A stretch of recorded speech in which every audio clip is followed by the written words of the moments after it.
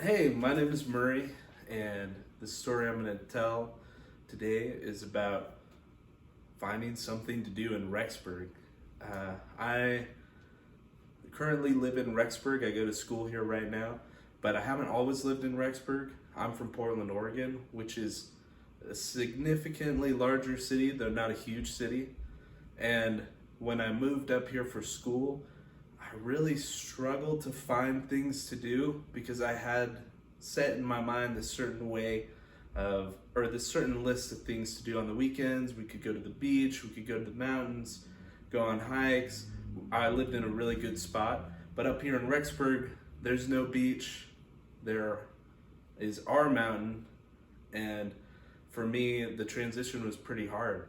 And to kind of stack on top of it, when I started school up here, I was in a long distance relationship with someone I had been dating back home when I came up here.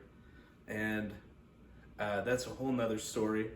But one weekend, she surprised me and said, "Hey, I bought a plane ticket and I'm flying up last minute." And that surprised me because I know last minute plane tickets usually cost a good amount of money. And I was really, really nervous because she was spending money on this to fly up and come visit me. I didn't know where she was gonna stay. I didn't know what we were gonna do. And she texted me something like, "Hey, make sure to plan a bunch of things for us to do because I'll be there for a week. So we want to have lots of plans, fun things to do together." And so the pressure was just stacking on me. And so I asked around with my friends.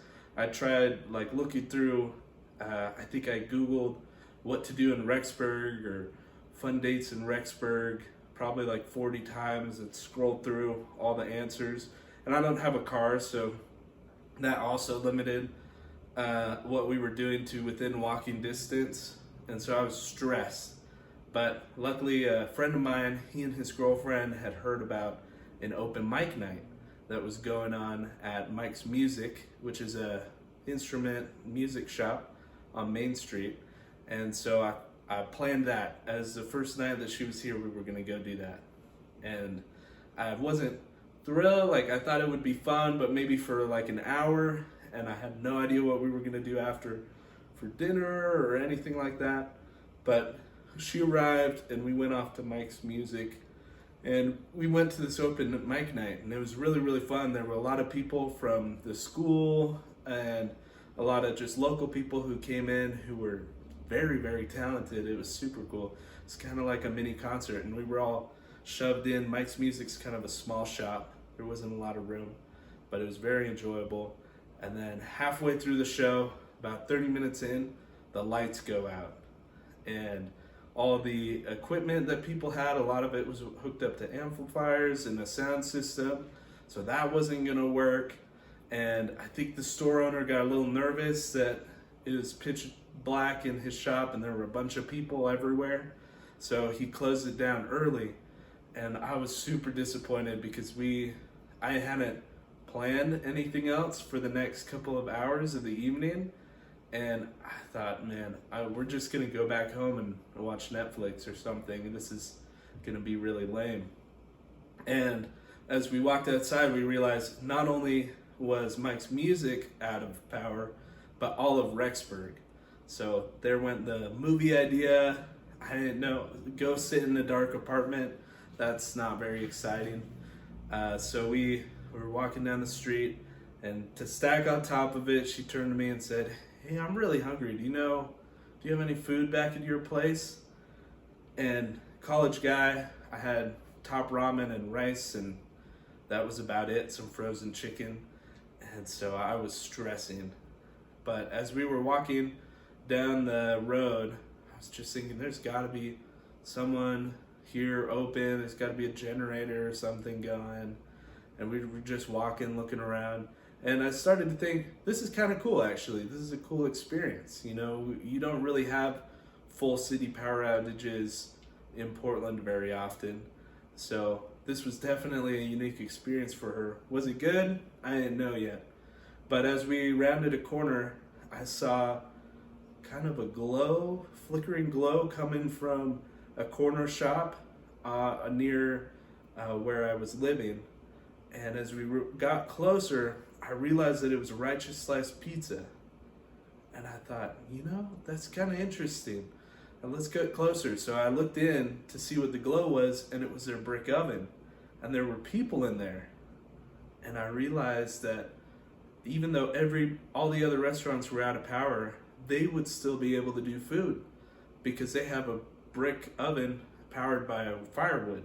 It wasn't gas powered or electric powered at all. So we go in, and I just tentatively asked, "Hey, are you guys still open? Are you still serving?" And they said, "Oh yeah, come on in, and we have a bunch of stuff that we need to use because the fridges are not working.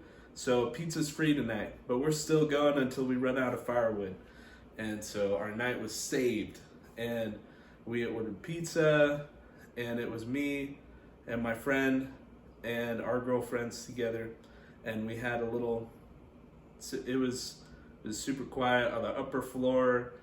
They had gotten a bunch of candles from somewhere and put one on each table, and we had a candlelit fresh pizza dinner, which was really cool and still one of my favorite memories of being up here. And it ended up turning into kind of a romantic night. And she even commented to me later that was one of the best dates that she had ever been on. And so from that experience, I learned that, Rexburg isn't going to be the same as Portland, the big city that I was from.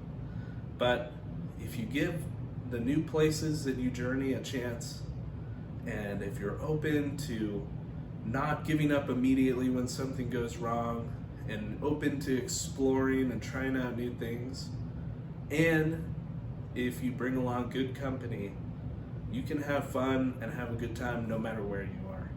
And that is a lesson that's echoed all throughout my life through going to new school, like in high school or middle school when I changed, to being out on my mission. As I look back now, I see that it's always the good company and my attitude and willingness to explore and get out there that has allowed me to have these really cool experiences. And I just want to extend not so much a challenge, but a reminder that, even when things look bad, even when you don't think that you're going to have a good time somewhere, just look for the little background opportunities that might pop up and focus on the good people that you have with you. And I think you'll have fun no matter where you are.